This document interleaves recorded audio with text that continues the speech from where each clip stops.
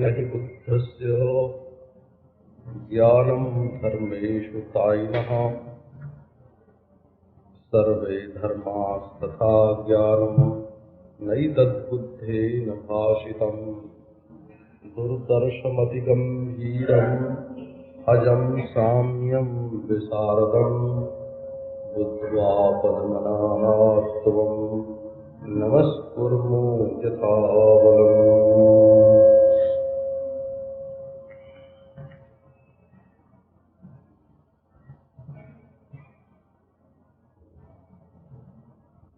आत्मा का जो स्वरूप है वो स्वभाव से निर्मल है, उसमें किसी प्रकार का आवरण नहीं है, वो नित्य बुद्ध नित्य मुक्त है। प्रकृति निर्मल का अर्थ हुआ नित्य शुद्ध है। प्रकृति निर्मल माने नित्य शुद्ध और आदि बुद्ध माने नित्य बुद्ध और मुक्त माने नित्य मुक्त। नित्य शुद्ध नित्य बुद्ध नित्य मुक्त, ये आत्मा का स्वभाव है। और ये बात इस प्रकरण में विशेष रूप से कही गई है कि कोई भी वस्तु अपने असली स्वभाव का परित्याग नहीं करते। जैसे सूर्य कभी अंधकार नहीं हो सकता, अग्नि कभी शीतल नहीं हो सकती,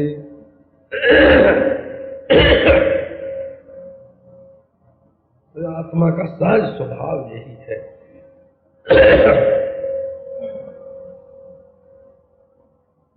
तो अभी मैंने सवेरे थोड़ा विचार किया प्रहलाद स्वामी की प्रकरण में।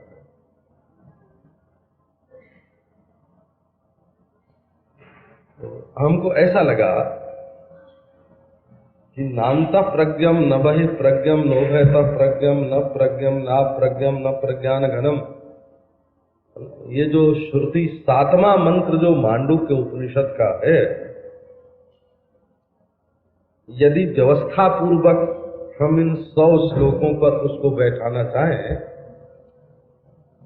तो 7वें मंत्र के किस पद की व्याख्या कौन सा श्लोक है इसको ठीक ठीक बैठा सकते हैं, क्योंकि ये कारिका तो व्याख्यान रूप है। तो जहां मूल श्रुति के साथ कारिकाएं मिलती जा रही हैं और उनके भाव को और प्रकट करती हैं, वहां तो मंत्र एक है, यहाँ 100 श्लोक 100 है। तो 7वें मंत्र की व्याख्या 100 श्लोकों में 100 कारिकाओं में गौड़पादाचार्य जी ने की है। और उन मंत्रों के अलावा और दूसरे उपनिषदों में जैसे परमार्थ तत्व का वर्णन है उसको इन्होंने लिया है। इनकी अपूर्वता क्या है? अपूर्वता ये है कि प्रपंच के अस्तित्व का खंडन बौद्धों ने किया है। तो मुख्य रूप से 2 तरह से किया है। बौद्धों के 4 भेद होते हैं, बाह्यार्थवादी बौद्ध, अंतरर्थवादी बौद्ध, उभयार्थवादी बौद्ध और अनुभयार्थवादी बौद्ध। ये हमने अपनी भाषा में उनका विभाग कर दिया। वो तो कोई जोगाचार, वैभाषिक, सौत्रांतिक, ऐसे माध्यमिक ऐसे उनको बोलते हैं। एक तो बाह्य वस्तु का अस्तित्व है एक पक्ष है, और नहीं है अंतर वस्तु का अस्तित्व है ये दूसरा पक्ष है, और दोनों का अस्तित्व है, ये तीसरा पक्ष है ना, और दोनों का अस्तित्व नहीं है, ये चौथा पक्ष है। तो खास करके विज्ञानवादी बौद्ध जो हैं वो बाह्यार्थ के निषेध में युक्ति देते हैं कि दृश्य नहीं है परंतु चित्त ही है। घटपटादि पदार्थ जो हैं ये विज्ञान से बाहर कहीं नहीं है। वो कहते हैं कि अंतस्थ घट का ही बोध होता है। जब हम घड़े को जानते हैं तो 1 घंटे से बाहर 1 हाथ की ऊंचाई पर पानी से भरा हुआ घड़ा रखा है, पानी से भरा हुआ घड़ा, और 1 हाथ की ऊंचाई पर इतनी गोलाई में और इतनी देर से रखा हुआ है। वो जो घड़े का स्थान है, घड़े का काल है और घड़े का आकार है और उसमें जो जल रखने की क्रिया है, ये बाहर होने पर नहीं मालूम पड़ती, ये अंतस्थ होने पर ही मालूम पड़ती है। इसलिए घट काल, घट देश, घट द्रव्य और घट की क्रिया, ये सब की सब विज्ञान रूप है, चित्त से पृथक कुछ नहीं है। केवल अंतस्थ घट का बोध होता है, बाह्य घट का बोध होता ही नहीं। ये युक्ति दे करके विज्ञानवादी ने बाह्य पदार्थ का खंडन किया, बोले केवल विज्ञान ही है। नारायण, तो गौड़पादाचार्य जी ने इस युक्ति को बिल्कुल ज्यों का त्यों मान लिया। बोले कि ठीक है, हम मानते हैं, आधा काम तुमने हमारा कर दिया, है ना, बाह्यार्थ नहीं है ना, विज्ञान नहीं है। तो बोले अब आधा बाकी क्या रहा, कि ये जो तुम पैदा होने वाला और नष्ट होने वाला विज्ञान मानते हो, है ना, ये तो काल का बच्चा है और मैं काल का साक्षी हूं। तो केवल हेतु और फल भाव न होने से प्रपंच शून्य है या विज्ञान मात्र है, ऐसा जो बौद्ध कहते हैं, उसकी जगह पर वेदांती कहते हैं कि अधिष्ठान के आदेश, अकाल, अवस्तु, स्वयं प्रकाश अद्वितीय होने के कारण इस अधिष्ठान के बोध से न अंतस्थ घट है न बहिस्थ घट है, और जिस युक्ति से घट सिद्ध नहीं होता उसी युक्ति से चित्त भी सिद्ध नहीं होता। तो हमने शब्द उनका लिया और युक्ति भी उनकी ली, और उनकी युक्ति से प्रपंच का निषेध, विज्ञानातिरिक्त प्रपंच का निषेध, और उसके बाद उसकी शून्यता भी, प्रपंच की शून्यता भी स्वीकार कर ली, और उसके बाद उसका जो अधिष्ठान चैतन्य है वो वेदांत की अपनी खास विशेषता है। और ये बात कारिका में, ये खास करके अलात शांति प्रकरण में स्थान स्थान पर इस परमार्थ तत्व का बोध है। इसी से ये जो 99वां श्लोक है ना, इसके भाष्य में शंकराचार्य महाराज ने जो 2 लाइन अंत में लिखी है वो ध्यान देने लायक है। यद्यपि बाह्यार्थ निराकरणम ज्ञान मात्र कल्पना च अद्वय वस्तु सामीप्यम उक्तम इदंतु परमार्थ तत्वम अद्वैतम वेदांते स्वेव विज्ञेयम इत्यर्थः। ये शंकराचार्य भगवान की 2 पंक्ति है, 2 वाक्य हैं।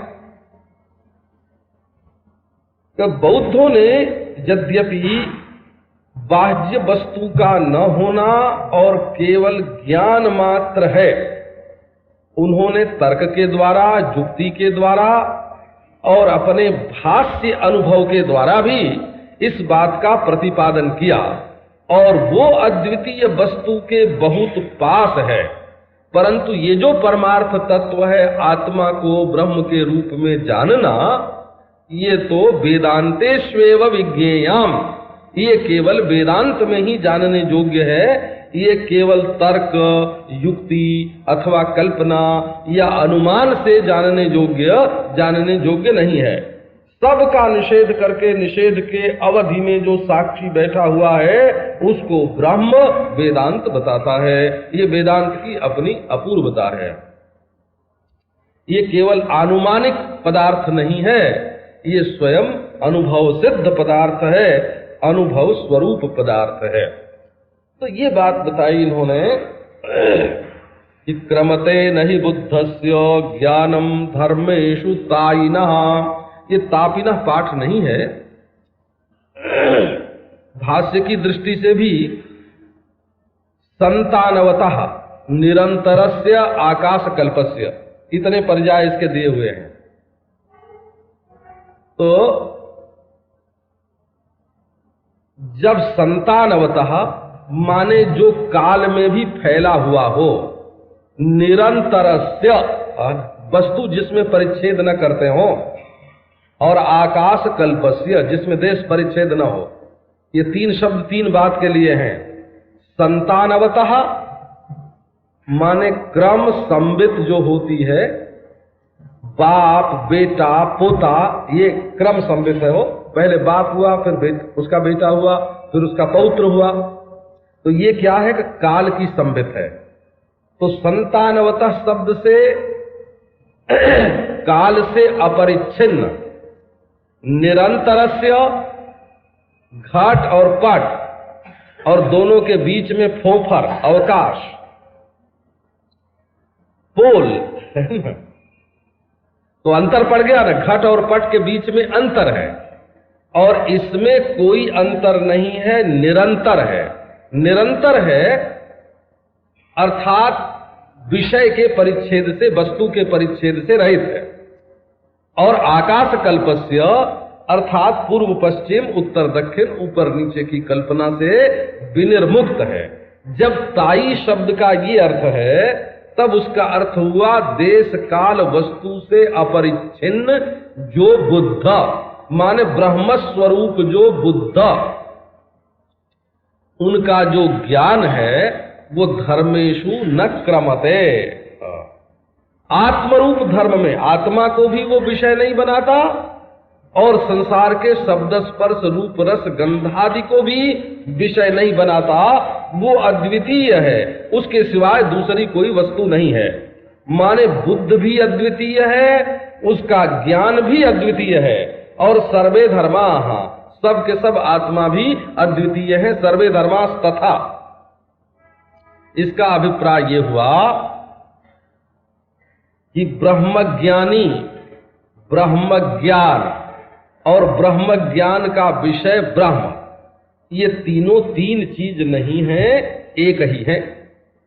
ये इसका कुल का मिला के अर्थ ये हुआ, जैसे ब्रह्म वेद ब्रह्मैव भवति, जो ब्रह्म को जानता है वो ब्रह्म ही है।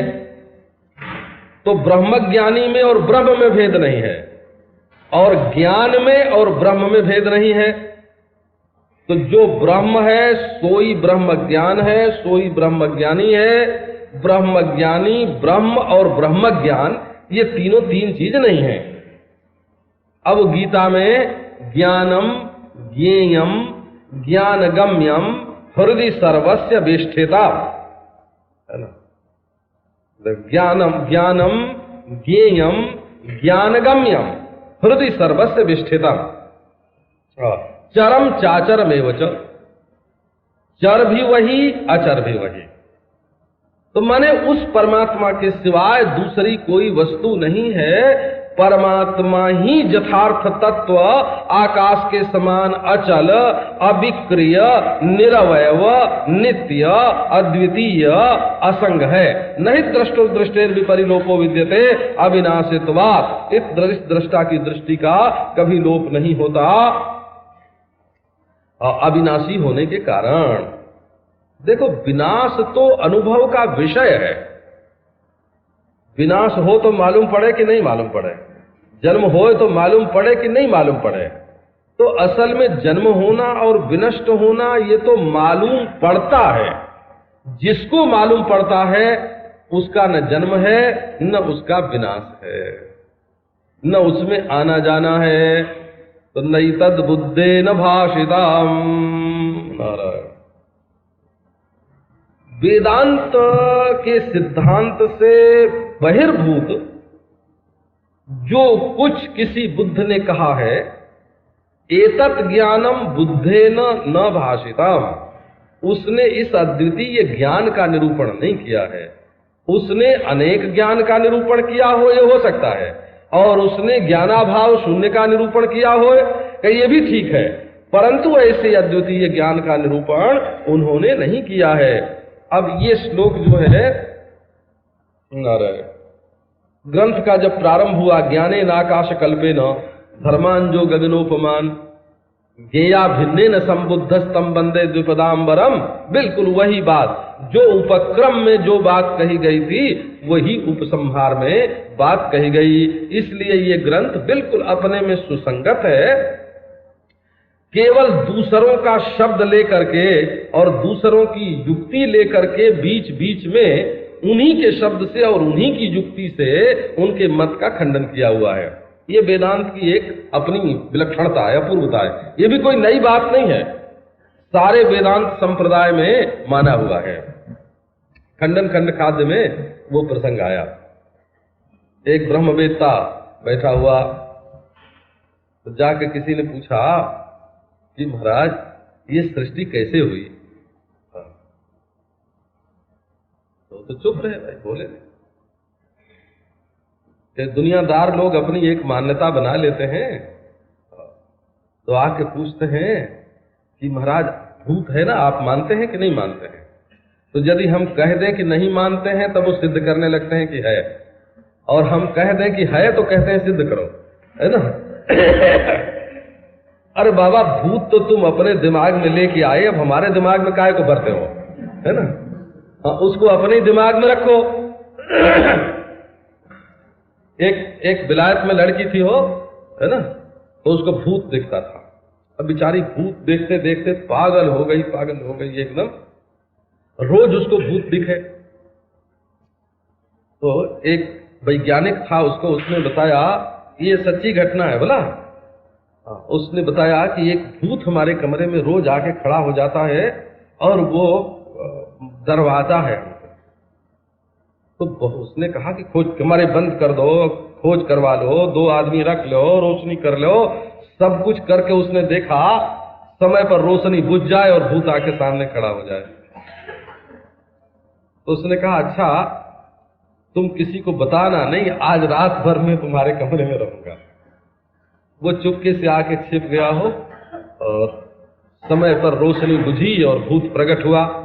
जो भूत प्रकट हुआ सो उसने अपना टार्च जेब में से जलाया, तो वो तो भूत नहीं था, उसका भाई था, है ना। उसका भाई था, रोज आके उसको डरवाने के लिए शौकिया उसको परेशान करता था और बरसों से परेशान कर रखा था।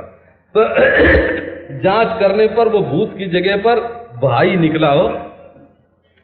तो मनुष्य के मस्तिष्क में कुछ थोड़ी बहुत जो कमजोरी होती है, तो डर दिखा के, लोभ दिखा के उससे लोग फायदा निकालते हैं, बोला बहुत फायदा। एक बार दादा है ना अपना, तो इसका ऐसा ख्याल हो गया कि हमारा लीवर बहुत बढ़ गया है। ये कोई बरस 6 महीने बात नहीं रही, बरसों रही, बोला आज 2 महीने 4 महीने नहीं रही, बरसों रही। यहाँ तक कि पदमपत सिंघानिया कोई विलायत गए थे तो वहां से दवा ले आए लीवर अच्छा करने के लिए, नारायण, है ना। तो परंतु अच्छी नहीं हुई। हम लोगों को कोई रोग होता था तो बहुत प्रेम से उसकी बहुत रुचि होती है उनके चिकित्सा करने, नहीं अच्छा हुआ। तो हमारे मथुरा में एक असिस्टेंट सर्जन था, वो हमारे पास आता था, हमेशा सत्संग करने के लिए आता था। उसने कहा कि दादाजी हम चिकित्सा करेंगे आपकी। अब वो महाराज आके देखा दादाजी तो दही खाएं, मूली खाएं, ये खाएं, वो खाएं। अच्छा, उसने देख दाख के इंजेक्शन लगाया। अच्छा, फिर एक आध गोली वोली खिलाई। महीने 2 महीने के बोले अब घटा। पहले महीने में कहा अब कम हो गया, दूसरे महीना में कहा अब कम हो गया, तीसरे महीना में कहा अब बिल्कुल अच्छा हो गया। 3 महीने तक दवा की, तो तीसरे चौथे आता था, देख जाता। अब उसके कोई 2 बरस बाद उसका तो हो गया तबादला, गोरखपुर चला गया, वहां सर्जन हो गया। जब हम लोग गए गोरखपुर तो उसने बुलाया अपने घर में भोजन करने को। तो हमने कहा भाई तुमने तो दादा को अच्छा कर दिया, उसका लीवर बिल्कुल ठीक हो गया, 2 बरस से एकदम ठीक है। तो वो हंसने लगा। उसने कहा कि स्वामी जी दादा का लीवर तो बढ़ा हुआ बिल्कुल था ही नहीं। उसने कहा कि बिल्कुल लीवर था ही नहीं, एकदम नॉर्मल था। कि तब तुमने इतने दिन किया क्या? कब मैंने ये विटामिन का तो इंजेक्शन दिया और विटामिन की गोलियां खिलाई और इनको ये बताया कि हम लीवर की दवा कर रहे हैं। जिससे इनके मन में जो वो लीवर बैठ गया है ना, मन का लीवर अच्छा हो जाए, शरीर में कोई लीवर नहीं था। उसने खुद ही कहा हमसे, वहां जाने पर, गोरखपुर जाने पर, बहुत अच्छा डॉक्टर है, डॉक्टर माथुर उसका नाम है। तो ये जो सृष्टि है ना, ये तो महाराज बहुत ऐसी बड़ी विलक्षण है। कुछ इसमें भय दिखाना पड़ता, भय दिखा करके ऐसा नहीं करोगे तो ये हो जाएगा, है ना। कुछ लोभ दिखाना पड़ता है कि ऐसे तुमको बहुत फायदा होगा, है ना। और इस तरह से मनुष्य को लेके आगे ले करके चलना पड़ता है, उसको सामाजिक बनाना पड़ता है। मनुष्य जो व्यक्तिनिष्ठ हो गया है ना, अपने देह को लेकर के, अपने मन को लेकर के अत्यंत स्वार्थी हो गया है ना, अत्यंत भोगासक्त हो गया है, उसके जीवन को तरह तरह से व्यवस्थित करते हैं। तो अब ये विवाह है, ये विवाह जो है ना, ये जीवन को व्यवस्थित करने का एक मार्ग है। बोला यदि विवाह न करें तो एक स्त्री का न जाने कितने पुरुषों से संबंध हो, कोई व्यवस्था न होए, उनके ऊपर वो आक्रमण कर दें, उनके ऊपर वो आक्रमण कर दें, उनके दुश्मन वो हो जाएं, उनके दुश्मन वो हो जाएं, तो विवाह के द्वारा उसकी व्यवस्था कर दी, है ना। ऐसे अपने पुराणों में, शास्त्रों में तो बहुत बहुत आता है।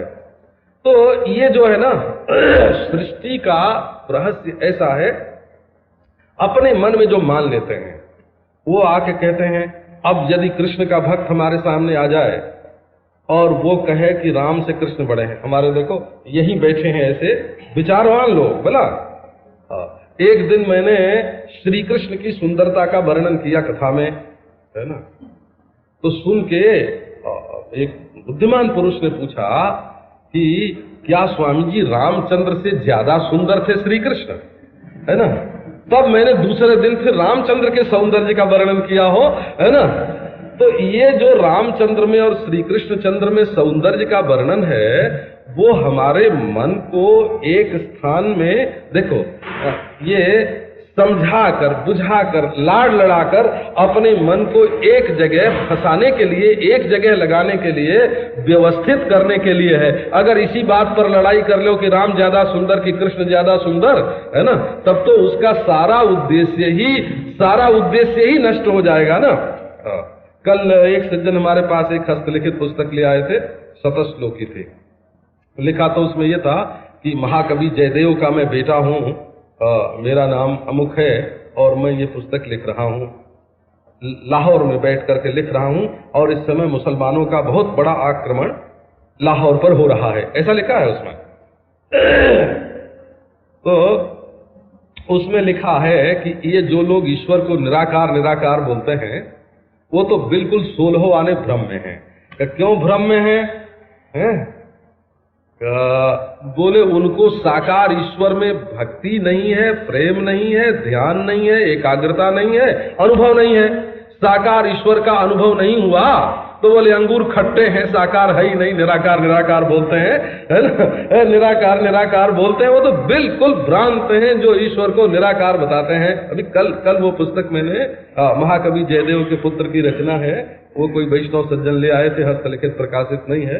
तो मैंने कोई 10 मिनट में सारी पुस्तक अक्षर अक्षर पढ़ लिया 10 मिनट में, और वहां जो लोग बैठे थे वो सब भूल गए, किसी का ख्याल नहीं था, लेकिन पुस्तक मैंने पूरी पढ़ ली। तो लोग अपने दिमाग की जो बात है ना, उसको प्रधानता देते हैं, है ना, और उसी को दूसरे के दिमाग में भरना चाहते हैं। हमारे पास एक रोता हुआ आदमी आता है तो कहता है कि तुम भी हमारे साथ बैठ के रो, है ना। और एक हंसता हुआ आदमी आता है तो कहता है तुम भी हमारे साथ बैठ के हंसो, है ना। अच्छा, कांग्रेसी आता है तो कहता है स्वामी जी आप कांग्रेस का काम करो, और कम्युनिस्ट आता है तो कहता है इतनी गरीबी, इतनी शिक्षा है ना, इतनी बेईमानी फैल रही है और आप बैठ के महंती करते हो, आओ हमारे है ना कम्युनिस्ट पार्टी में शामिल हो जाओ, है ना। वो हमारे विचार, हमारे अनुभव, हमारे दृष्टिकोण का आदर नहीं करता है, वो तो अपने अपने में फंसे हुए है ना। महाराज सृष्टि कैसे हुई, तो महात्मा तो चुपचाप हंसते रहे और तो बोले नहीं बोले। फिर बोला भाई देखो हम अपने स्वयं प्रकाश ब्रह्म स्वरूप में आनंद से रहते हैं, है ना। सृष्टि चाहे कैसे भी हुई हो कि न हुई हो, इससे हमारा क्या मतलब, हम तो अद्वितीय ब्रह्म हैं, परिपूर्ण हैं, इसकी चर्चा करने से हमारा कोई प्रयोजन ही नहीं। तो बोले नहीं महाराज कृपा करके बता दो, हमारी शंका मिटा दो। बोले अच्छा तू कैसे मानता है कि सृष्टि कैसे हुई। तो बोले हम तो मानते हैं कि परमाणु से सृष्टि हुई। ये खंडन खंड खाद्य में हो। बोले परमाणु से मानते हो, परमाणु कैसे होते हैं बेटा। तो बोले उसमें टुकड़े, परमाणु के टुकड़े नहीं होते, अवयव नहीं होते उसमें। तो बोले जिस चीज में अवयव नहीं होते वो दो जब संयोग, उनका दो का संयोग कैसे होगा, और संयोग नहीं होगा तो अणु कैसे बनेगा, और अणु नहीं बनेगा तो सृष्टि की उत्पत्ति कैसे होगी। निरवयव वस्तु, वे हिस्से की वस्तु का संयोग ही नहीं होगा, संयोग नहीं होगा तो सृष्टि नहीं होगी। तो बोले महाराज आपने तो परमाणु का ही खंडन कर दिया।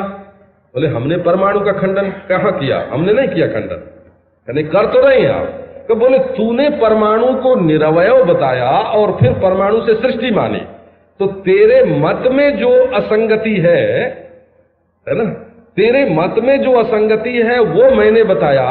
मैंने ये नहीं बताया कि परमाणु से सृष्टि होती है कि नहीं होती है, तेरी मान्यता में असंगति है। बोले अच्छा महाराज प्रकृति से होती होगी, है ना। तो प्रकृति क्या होती है बेटा, का प्रकृति महाराज है ना संपूर्ण जगत का कारण है और नित्य है। नित्य होने पर भी वो जगत के रूप में परिणाम को प्राप्त होती है। तो बोले कि भाई यदि वो जगत के रूप में बनती है तो नित्य नहीं है ना, और वो तो फटती है, फूटती है, और यदि फटती फूटती है तो नित्य नहीं है। दोनों बात में से एक मानो तुम, एक मत मानो, है ना। तो असंगत हो गया ना, असंगत हो गया। तो ये कहते हैं कि जब तुम ये कहते हो कि दृश्य आदि में नहीं था और अंत में नहीं रहेगा, ये मध्य में चित्त का विलास है, ये जुक्ति तुम देते हो ना। तो हम ये कहते हैं कि आत्मा में ये चित्त पहले नहीं था और बाद में नहीं रहेगा, इसलिए मध्य में ये आत्मा का विलास है। आत्मा के अलावा ये चित्त नाम की कोई वस्तु है ही नहीं। कि भाई तुम कहते हो कि जगत के मूल में निष्प्रपंच है ना, निष्प्रपंच कोई विलक्षण तत्व है। निष्प्रपंच तत्व ही बोलते हैं वो भी।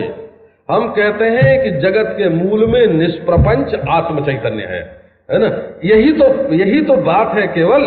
तो नैतद बुद्धेन भाषितम, ये जो वेदांत है, ये वेदांत किसी ने अपनी बुद्धि के द्वारा है ना, या भाष्य पदार्थ के रूप में, दृश्य पदार्थ के रूप में, इंद्रियों के द्वारा या यंत्रों के द्वारा दृश्य विषयक निर्णय ये नहीं है। ये तो संपूर्ण दृश्यों का निर्णय, संपूर्ण यंत्रों का निर्णय, संपूर्ण इंद्रियों का निर्णय, संपूर्ण अंतःकरणों का निर्णय और संपूर्ण बुद्धियों का निर्णय जिससे होता है, वो साक्षी देश काल वस्तु से अपरिच्छिन्न अनंत है, ये बताने के लिए है। दुर्दर्शमति गंभीराम अजम साम्यम विशारदम। देखो श्रुति से उपसंहार करते हैं, वो वेद मंत्र है। नारायण बुद्ध्वा पद्मनानात्वम नमस्कुर्मो यथाबलम। आपने मुंडकोपनिषद में सुना होगा, तम दुर्दर्शम गूढ़मनु प्रविष्टम गुहाहितम गह्वरेष्ठम पुराणम तमात्मस्थम येन पश्यन्ति धीराः तेषां सुखम शाश्वतम नेतरेषाम। दुर्दर्शम बात यह है कि जब आदमी एक चीज को देखने लगता है ना, तो दूसरी चीज नहीं दिखती है। दृष्टि सर्वांगीण नहीं बनती है ना। एक उंगली देखने लगे तो दूसरी उंगली नहीं दिखती है। वो ये जो मालूम पड़ता है ना कि हम दोनों उंगली एक साथ देखते हैं, ये भ्रम है। देखो, ये इतने सूक्ष्म काल में दृष्टि एक उंगली से दूसरे उंगली पर आती है और फिर लौट जाती है और फिर आती है और फिर लौट जाती है, कि उस दृष्टि के चांचल्य को हम पकड़ नहीं पाते और दो को देखते हैं।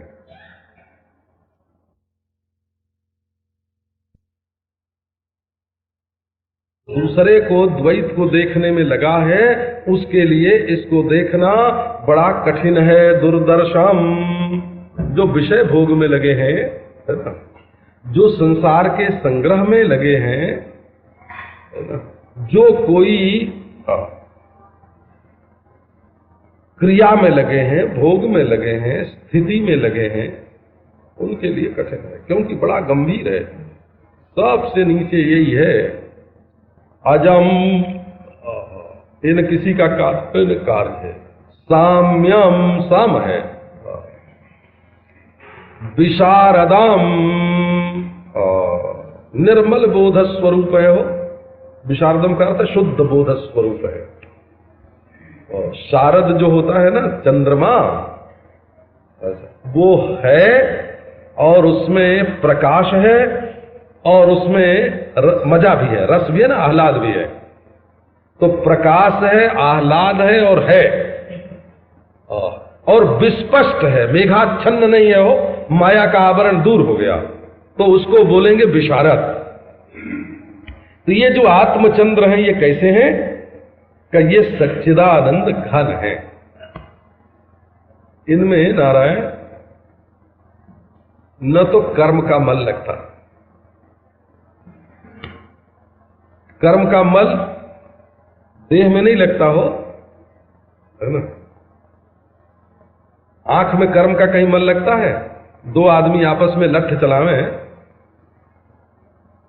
दोनों का सिर फूटे, तो आंख को देखने वाले की, गवाह की आंख थोड़ी फूटी होती है, गवाह की आंख नहीं फूटती है। इसी प्रकार मन में कई वृत्तियां आती हैं, जाती हैं और आपस में लड़ती हैं, लेकिन उससे साक्षी की दृष्टि का लोप नहीं होता है ना? ये पाप पूर्ण मनुष्य को कैसे लगता है?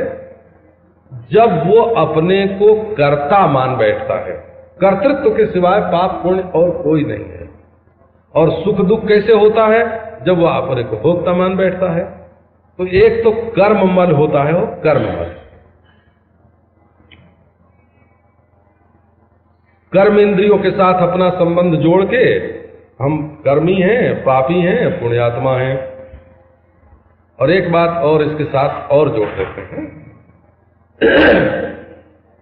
यदि तुम दूसरे को पापी पुण्यात्मा समझोगे ना, तो अपने को समझने के लिए विवश होना पड़ेगा, मजबूर होना पड़ेगा, क्योंकि दूसरे के लिए दूसरा तराजू और अपने लिए दूसरा तराजू नहीं होता है।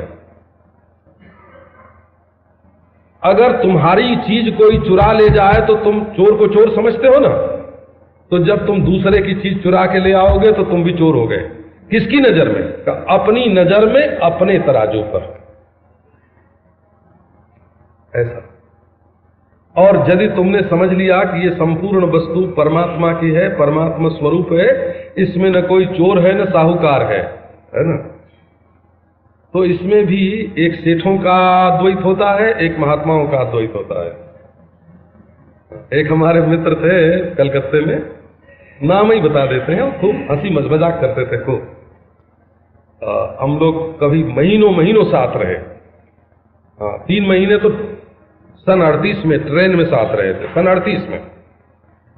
अच्छा, और सन 34 से उनका हमारा मेल जोल था। दंगा होता था कलकत्ते में हिंदू मुसलमानों का, तो घूमते थे साथ। तो बोले कि देखो स्वामी पंडित जी, मैं तो पंडित जी था ना उसमें, तो बोले देखो पंडित जी, हमारे अंदर आधी समता तो आ गई, पर आधे की कमी है। तो ईश्वर करेगा तो इस जन्म में नहीं तो अगले जन्म में पूरी हो जाएगी। बोले क्या आधी समता? सेठ जी आधी समता कैसी होती है? आधी समता ये होती है कि दूसरे का माल तो हम अपना समझते हैं, इतनी आधी समझा समता तो हमारे अंदर है। लेकिन आधे की कमी ये रह गई कि हम अपनी चीज को दूसरे की नहीं समझते। तो इसकी कोई जल्दी हमको नहीं है, इस जन्म में नहीं तो अगले जन्म में हो जाएगा, कोई बात नहीं। तो ये जो समता है ना नारायण, ऐसी ये तो एक कर्म, ये समझ दूसरे को पापी समझना कि ये अज्ञानी है इसलिए पापी है, और हम का बोले ज्ञानी है इसलिए पापी नहीं है, ये तराजू अपने बारे में नहीं चल सकता। बोला हम भी अकर्ता हैं और निष्पाप निष्पुण्य हैं, बोला, और सामने वाला भी अकर्ता है और निष्पाप निष्पुण्य है, बोला। और देखो अपने को सुखी और दुखी मानना, हमको तो बाबा ऐसा लगता है एक ही आदमी हो, दिन भर में एक बार फोन करता है तो कोई सुख की चर्चा करता है तो खूब खुश खुश बात होती है, दूसरी बार वो किसी बीते हुए दुख की चर्चा शुरू कर देता है ना, और दुख हो जाता है। तो असल में वो दोनों जो सुख दुख हैं वो तो बीत गए हैं या आने वाले हैं। ये हमारा मन उनको जब उनके साथ मिल जाता है तब बुला लेता है। तो ये भोक्तापन जो है ना, ये कर्ता के साथ जुड़ा हुआ मल है, ये भी कर्म मल है। दूसरा मल कौन है कि वो ज्यादा करके साधुओं में, वेदांतियों में, जिज्ञासुओं में वो रहता है। वो क्या है, बोले हम अकर्ता हैं, हम अभोक्ता हैं। अच्छा, ये बात बिल्कुल झूठी है। क्यों कि क्यों कि ये तो कर्तापन का जो भ्रम है ना, उस भ्रम को काटने के लिए एक अध्यारोप है कि हम अकर्ता हैं और हम अभोक्ता हैं। ये सिद्धांत नहीं है, वो है ना, ये सिद्धांत नहीं है। अविद्या की निवृत्ति के लिए विद्या के द्वारा अकर्तृत्व और अभोक्तृत्व आरोपित है ना। तो बोले कि देखो हम अकर्ता हो कि अब कर्म करेंगे, हम अभोक्ता हो कि अब भोग भोगेंगे। एक क्या लाके हमारे सामने दही बड़ा रख दिया, हमको समझता क्या है, हम अभोक्ता है। नारायण, है ना। बोले कि तुम हमको दुकान में जाने को कहता है, जानता नहीं हम अकर्ता है, हमने वेदांत पढ़ा है ना, हमने वेदांत पढ़ा है, हम अकर्ता है ना।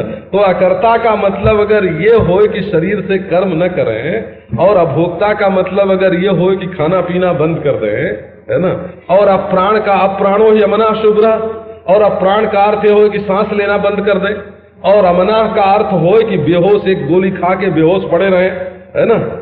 तो ये अप्राणो अमना का अर्थ नहीं है। शरीर से कर्म करते हुए, है ना, उचित भोग आवश्यक उपयोगी भोग भोगते हुए, हंसते हुए, खेलते हुए, जीवन में रोते हुए, गाते हुए, बैठते हुए, सोते हुए, मौज से यात्रा पूरी हो रही है, जीवन यात्रा पूरी हो रही है।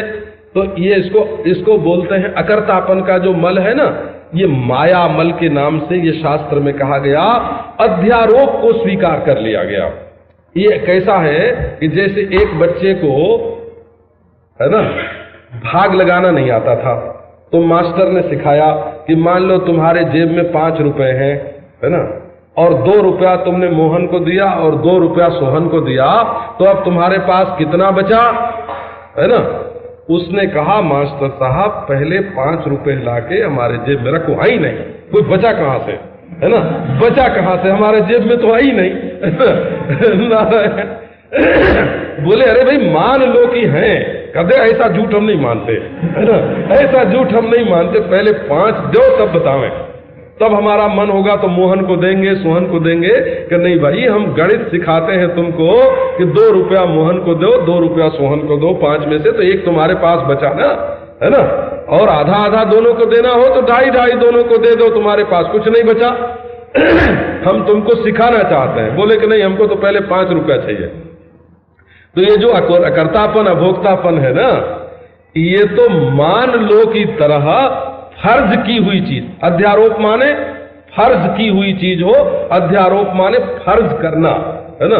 जो चीज न हो उसकी भी कल्पना कर लेना, और कल्पना करके सिखा देना, और फिर अपवाद कर देना, ये उसकी कथा होती है। तो तीसरा एक और मल है, मल और है कि भाई अपने को ज्ञानी भी मानते हैं और ये मैमे पे जो है ना वो नहीं छूटती है बोला। हाँ, तो मैमे पे का मतलब क्या है कि जीवन में स्वातंत्र का नहीं आना, यही मैमे पे है, दैन्य का बना रहना। तो बोध तो हुआ, परंतु शास्त्र से, संप्रदाय से, धर्म से, देवता से, है ना, स्वर्ग से, नरक से, अपने जो अज्ञान कल्पित बंधन हैं उनसे, है ना, उनको अगर तुमने ये नहीं समझा कि ये सब हमारे अज्ञान कल्पित थे और इनसे अब हम छूट रहे हैं, तो तुम्हें बोध क्या हुआ? स्वातंत्रहीन बोध जो है वो भी मल है। और बिना बोध हुए अगर स्वतंत्रता आ जाए, ब्रह्म ज्ञान तो हो ही नहीं, और वेद को, शास्त्र को, धर्म को, गुरु को, संप्रदाय को अंगूठा दिखा दे तो क्या होगा, है ना, कि तब भी मल ही रहेगा। तो माने बिना साधन को स्वीकार किए तो सिद्ध का साक्षात्कार नहीं होगा, और सिद्ध का साक्षात्कार हो जाने पर नारायण कहीं भी अपने को बंधन में रख लेना, ये बोध में न्यूनता होती है, बोला न्यूनता होती है। तो स्वातंत्र रहित बोध और बोध रहित स्वातंत्रता, तो देखो ये विशारद है। विशारद कहने का अभिप्राय है कि ये अद्वैत परमानंद है, ये अद्वैत ज्ञान स्वरूप है, ये अद्वैत सत्ता है, और इसमें नानात्व नहीं है, न देश का न काल का। ऐसे पद को जानो। अब बोले महाराज आखिर में बात यह है कि जो गुरु है सो ज्ञान है, और जो ज्ञान है सो ब्रह्म है, जो ब्रह्म है सो गुरु है ना। तो गुरु, ज्ञान, ब्रह्म, आत्मा, है ना, जो आत्मा सो ब्रह्म, जो गुरु सो ज्ञान, जो ज्ञान सो आत्मा, जो आत्मा सो ब्रह्म, जो ब्रह्म सो गुरु, है ना। ये भेद चतुष्टय विनिर्मुक्त, ये चार भेद नहीं है हो अपने स्वरूप में, ये चार भेद नहीं है। तो अनानात्वम, है ना। अब देखो नाना की ओर, नाना को देखकर उसको सच समझने की जरूरत नहीं है। नाना तो नाना ही है। तो फिर नमस्कुर्मो जथाबलम का क्या अर्थ है? जथाबलम माने जथाशक्ति। ये सांवृतिक जो व्यवहार है, अविद्या कल्पित जो व्यवहार है, उसको यथा कथंचित जिस गुरु से ये ज्ञान प्राप्त हुआ, जिस ज्ञान से आत्मा और ब्रह्म की एकता मालूम पड़ी, जिससे चेला गुरु हो गया, है ना, जिससे गुरु और चेला दोनों में सामरस्य हो गया, एकता हो गई, है ना, उस वस्तु को हम नमस्कार करते हैं। नमस्कार करते हैं का अर्थ क्या हुआ कि अब उसको हम अपने से भिन्न दृष्टि से नहीं देखते हैं। नमन का अर्थ तीन होता है, समझो। तो तुम्हारी सत्ता से हमारी सत्ता अलग नहीं, झुक गए हो, नमन हो गया। तुम्हारी इच्छा से हमारी इच्छा अलग नहीं, और तुम्हारी क्रिया से हमारी क्रिया अलग नहीं, तुम्हारे ज्ञान से हमारा ज्ञान अलग नहीं, तुमसे हम अलग नहीं, तुम्हारी बुद्धि से हमारी बुद्धि अलग नहीं, तुम्हारी इच्छा से हमारी इच्छा अलग नहीं, और तुम्हारी क्रिया से हमारी क्रिया अलग नहीं, है ना। बिल्कुल एक, ये व्यावहारिक ऐक्य है, बोला ये व्यावहारिक ऐक्य है हमारा। तो नमस्कुर्मो जथाबलम न मस्कुर्मा, है ना। मस माने मम हो, अहम, और मम को मस बोलते हैं, मस। ये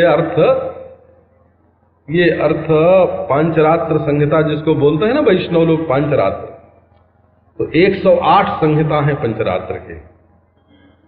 तो अहिर बुद्ध ने संहिता नाम की जो संहिता है, उसमें नमः पद का अर्थ लिखा है न मैं इति नमः, न मैं न मेरा, है ना, न मैं न मेरा।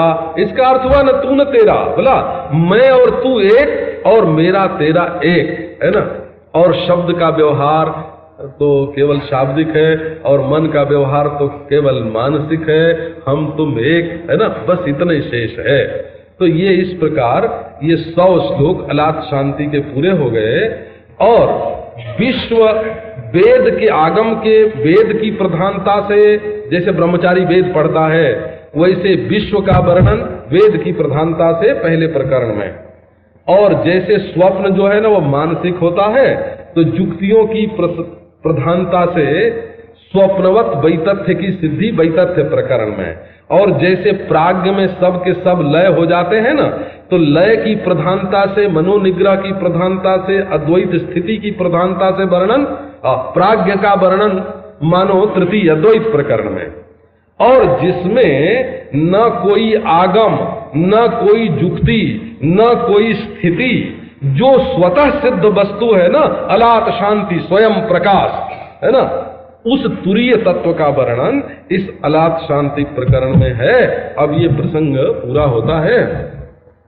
अब तो हमको आप जानते ही हो, परसों जाना है फ्रंटियर मेल से, परसों ही ना, गुरुवार को फ्रंटियर मेल से जाना है वृंदावन। अब महीने 2 महीने उधर रहने की बात है। सो आप लोगों ने बड़े प्रेम से सुना। ये देखो, हम जो कथा करते हैं आपको साची साची बात बताते हैं। न तो हमारे मन में ऐसा होता है कि धर्म का प्रचार हो, सच्ची बात आपको बताते हैं। जिन ऐसे धर्म के प्रचार करने वाले हैं वो, कि उनके प्रचार की शक्ति देख करके, उनकी विद्या देख करके, उनकी बुद्धि देख करके हम समझते हैं कि बस ये सब कुछ कर लेंगे, इस बारे में हमको करने की जरूरत नहीं है बोला। और न तो अपने मन में कोई भक्ति वक्ति के प्रचार की बात आती है, और न तो वेदांत ज्ञान के प्रचार की बात आती है। साची बात यह है, खाटी बात यह है कि हमको ये सब पुरानी महात्माओं की जो बातें हैं ना, धर्म की, भक्ति की, ज्ञान की, बचपन से इनको पढ़ने सुनने की आदत पड़ गई है ना, व्यसन हो गया है वो व्यसन। तो उसको जब हम आप लोगों के बीच में बैठ के दोहराते हैं तो हमको मजा आता है। और आप लोगों में से किसी का मुंह जब खिल जाता है ना, दांत खिल जाता है ना, जब कोई हंस देता है तब तो हमारा मजा भी खिल जाता है, हमारा दिल भी खिल जाता है। और आप लोगों में से कोई मनहूस होकर बैठ जाता है या सोने लगता है तो वो फिर भीतर से निकलता नहीं, देख के भीतर से हमारा निकलता नहीं, नाक खिलती न दिल खिलता है ना। तो ये हम अपने मजे के लिए, अपने आनंद के लिए यहाँ रहते हैं तो यहाँ भी करते हैं, वृंदावन में रहते हैं तो वृंदावन भी करते हैं बोला, हरिद्वार ऋषिकेश जाते हैं तो वहाँ भी करते हैं, और कहीं गांव में जाते हैं ना, गांव में है ना, वहां भी ऐसे ही करते हैं। और रोज वेदांत की, भक्ति की, धर्म की बात है ना करते हैं। पर अपने मन में ऐसा नहीं है कि प्रचार हो जाए इसका, है ना। हम आपके एक दिन की बात है, कुचामन के राजा साहब प्रताप सिंह जी यही आए थे बंबई में, तो बोले कि महाराज हमारे 2-3 मित्र हैं, तो वो आपके पास तो आना चाहते हैं, सत्संग तो करना चाहते हैं, लेकिन उनका कुछ खान पान ऐसा है कि आपके पास आने में उनको बड़ा संकोच होता है। तो वो कहते हैं कहीं हम गए और उन्होंने पूछ लिया कि तुम क्या खाते हो, है ना, तुम्हारा भोजन क्या है और तुम क्या करते हो, तो हम क्या बतावेंगे, उनके सामने कैसे बात करेंगे। तो मैंने कहा बाबा तुम बेफिक्र रहो, है ना, हम तुम्हारे व्यक्तिगत जीवन में काहे को हस्तक्षेप करें, है ना। न तो हम उनको बुलाते नहीं है कि आवे हमारे पास सत्संग करने को, और न तो हम उनको मना करते हैं, लेकिन यदि वो आवेंगे तो हम ये काहे को पूछने जाएंगे कि तुम अपने घर में क्या खाते हो और क्या नहीं खाते हो। उनके व्यक्तिगत जीवन में हस्तक्षेप करने की हमको क्या जरूरत है। लेकिन अगर वो हमसे पूछेंगे कि हमको क्या खाना चाहिए महाराज, है ना, तो हम क्या बतावेंगे, है ना, हम तो वही बतावेंगे, है ना, जो काशी के आसपास के सरजू पारीर ब्राह्मण जैसा भोजन करते हैं बोला वही उत्तर प्रदेशी भोजन। ये नहीं बता हम गुड़ खाने को बता देंगे, गुजराती लोग ऐसा नहीं समझे। हमसे आके कोई पूछेगा कि क्या खाएं, है ना, तो हम उनको तेल गुड़ खाने को थोड़ी बतावेंगे, हम उनको लाल मिर्च खाने को नहीं बतावेंगे। वो तो हमारा खाने का जैसा अभ्यास है वैसा हम बतावेंगे। हम जानते हैं कि हमारा अभ्यास वैसा है, वो हम बता देते हैं, है ना। तुम्हारा अभ्यास वैसा है, तुम वैसा बता दोगे। अब उसमें कौन सा परमार्थ है और कौन सा परमार्थ का विरोधी है ना, इससे हमारा कोई मतलब नहीं है बोला कि आप तो नारायण ये साक्षात ब्रह्म है, ज्यों का त्यों परमात्मा के सिवाय दूसरी कोई वस्तु न कभी हुई न होगी, है ना, न है, न माया है, न छाया है, न अज्ञान है, न अविद्या है, न आवरण है ना, न विक्षेप है, न वासना है, न मल है। कि ये सब बात जो जिसको मान के बैठ जाता है, तुम दुश्मन मान लो तो हमारी सब क्रिया तुमको शत्रु की मालूम पड़ेगी, और तुम हमको अपना प्रेमी मान लो तो हमारी सब क्रिया तुम्हें प्रेम से भरी हुई मालूम पड़ेगी। ये जो कुछ निकलता है ना, वो अपने मन में से ही निकलता है, अभ्यास के अनुसार, संस्कार के अनुसार। और अभ्यास और संस्कार को काट करके, अतीत के संस्कार, उनको काटने का मतलब ये नहीं है कि उनको धूल में मिलाना पड़ेगा, अरे रहने दे उनको, रहे। और जो भविष्य की कल्पना है तुम्हारे जीवन में उनको, है ना, अब एक तो कल्पना है कि भविष्य में हमको एक प्रीतम मिलने वाला है ना, नारायण। और एक कल्पना यह है कि भूत में एक प्रेमी मिल करके हमारा बिछुड़ गया। तो हम ये कहते हैं कि यदि तुम यथार्थ को समझना चाहते हो तो भूत का जो प्रेमी है उसकी भी याद किया करना, और जो भविष्य का प्रेमी है उससे तुम मिलना। लेकिन इन दोनों की कल्पना जिस ज्ञान में होती है, जिस ज्ञान से ये दोनों कल्पनाएं मालूम पड़ती है ना, वो ज्ञान स्वयं तुम हो, है ना। तो उन कल्पनाओं से जुदा करके अपने ज्ञान स्वरूप को समझ लो तो देखो जितनी कल्पनाएं आती हैं सब ज्ञानात्मक हैं, और तुम ही तुम हो, और तुम्हारे सिवाय दूसरी कोई वस्तु नहीं है ना। और हर समय में तुम बिल्कुल यथार्थ ज्यों के त्यों हो, तुम्हारा जीवन यथार्थ जीवन है, वास्तविक जीवन है। ये कोई ऐसा नहीं समझना, मिथ्या का माने होता है वेदांत में मिथ्या शब्द का अर्थ और यथार्थ शब्द का अर्थ एक ही होता है। ये बात आपकी समझ में जल्दी ना आवे, है ना, तो थोड़े दिन सत्संग करके इसको समझना। वेदांत में रज्जू शब्द का जो अर्थ है, सर्प शब्द का वही अर्थ है। एक ही चीज है जिसको ज्ञानी पुरुष रज्जू देखता है और अज्ञानी पुरुष जिसको सर्प देखता है। वो चीज दो नहीं है, एक के मुंह में सर्प शब्द है, एक के मुंह में रज्जू शब्द है, एक के मन में रज्जू की कल्पना है, एक के मन में सर्प की कल्पना है। कल्पना ही दो है, शब्द ही दो है, चीज दो नहीं है। यही जो जगत है इसको ज्ञानी लोग परब्रह्म परमात्मा के रूप में साक्षात अपरोक्ष अनुभव करते हैं, और अज्ञानी लोग उसी परब्रह्म परमात्मा को जगत के रूप में अनुभव करते हैं। न कोई ज्ञान होना है न जाना है ना, न ज्ञान जाना है न ज्ञान होना है। तो ये सब परमार्थ की यथार्थ की बातें हैं। तो यथार्थ और मिथ्या, मिथ्या शब्द का ये देखो, ये वेदांतियों की जुक्ति आपने कभी ध्यान दिया होगा, प्रपंच मिथ्या क्यों है? बोले दिखता है ना। अब आपसे हम पूछते हैं ये घड़ी है, इसमें क्या प्रमाण? तो आप कहेंगे दिखती है ना।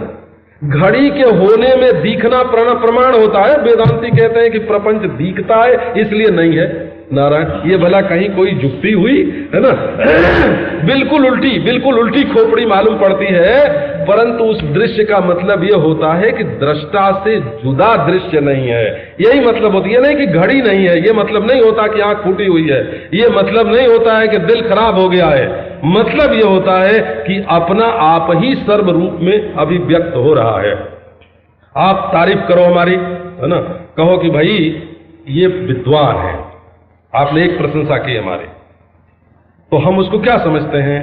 कि हम ये समझते हैं कि आपके हृदय में विद्या से प्रेम है, तो जिससे आपको प्रेम है उसका आरोप आप हमारे अंदर करके हम में देख रहे हैं उसको, है ना। आपका प्रेम है विद्या से। आपने कहा कि ये त्यागी है ना, तो त्याग के प्रति आपकी श्रद्धा है, आपका प्रेम है। आप जिससे प्रेम करते हैं उसमें त्याग देखना चाहते हैं। त्याग से प्रेम तो आपके हृदय में है। इसलिए ये संपूर्ण प्रपंच जो है ये अपने आत्मा की अभिव्यक्ति है, अपना स्वरूप ही सर्व रूप में प्रकट हो रहा है, और प्रकट नहीं हो रहा है ऐसा है ही है। तो अब देखो बच्चू भाई जो हैं वो सामने बैठे हैं, और हम जानते थे कि ये तो बोलेंगे ही बोलेंगे, है ना, तो आज हम इनके लिए समय काहे को छोड़ें, है ना। और आज श्रोताओं पर भी ऐसा है ना कि हम श्रोताओं को भी जानते हैं कि आज वो जल्दी चल उठ के भागेंगे नहीं, है ना, क्योंकि आज तो पूर्णाहुति का दिन है ना, तो उनके मन की जो विवशता है कि भाई शिष्टाचार तो ये है कि पूरा हो जाए तब जाए ना रहे। अच्छा चलो जल्द तो जरा मन के ऊपर और जीवन के ऊपर चीजें लादी जाती है, ये करो ये ना करो, ये पाप है ये पुण्य है, ये करने से ईश्वर का भय रखो, ये करने के लिए ईश्वर की आज्ञा मानो। किधर भय से, किधर थोड़ी लालच दे करके हर एक चीज मानव प्राणी के ऊपर लादी जाती है। धर्म के प्रवचन के अंदर भी हम जावे, धर्मात्मा हो तो ये कुछ व्यवहार शुद्धि के लिए ये करना और ये न करने की बात करेगा। भक्त होगा ईश्वर का थोड़ा डर बतला करके स्वर्ग का या दूसरे गोलोक की बात बतला करके हमें उधर पहुंचाने की बात करेगा। ये सब बात सुनने के बाद जो साधक है, जिसको सच बुझ कर कुछ सच्ची बात क्या है वो समझना है, उनके लिए ज्यादा से ज्यादा चक्कर खड़ा हो जाता है। कोई ऐसी जगह होनी चाहिए, जो कोई ऐसा स्थान होना चाहिए, कोई ऐसा महात्मा होना चाहिए जो उधर तक पहुंचा हो सचमुच, जिन्होंने अनुभव किया हो और जिसके चरणों में बैठ करके अथाह जो बात है हमारे सामने कही जाए तो उसका प्रभाव अलग होता है। और ये हम लोग का सौभाग्य रहा, वेदांत की ऊंची से ऊंची प्रक्रिया, जिसके अंदर न तो किसी को डराना है, न किसी को लालच देनी है, न किसी को धर्मात्मा बनाना, न किसी को पापात्मा बोलना है, वैसी जो उपनिषद की ऊंची से ऊंची प्रणाली का, और उस सुनाने के लिए भी सच बोलकर कोई रास्ते पे पहुंचकर पूछ के ऊपर बैठा हुआ एक महात्मा हमारे सामने मिला, और हमारे सामने उन्होंने ये रीत बड़े खुले दिल से, मैं मानता हूं इतने खुले दिल से शायद इधर बैठने वाले किसी ने अभी तक सुना नहीं।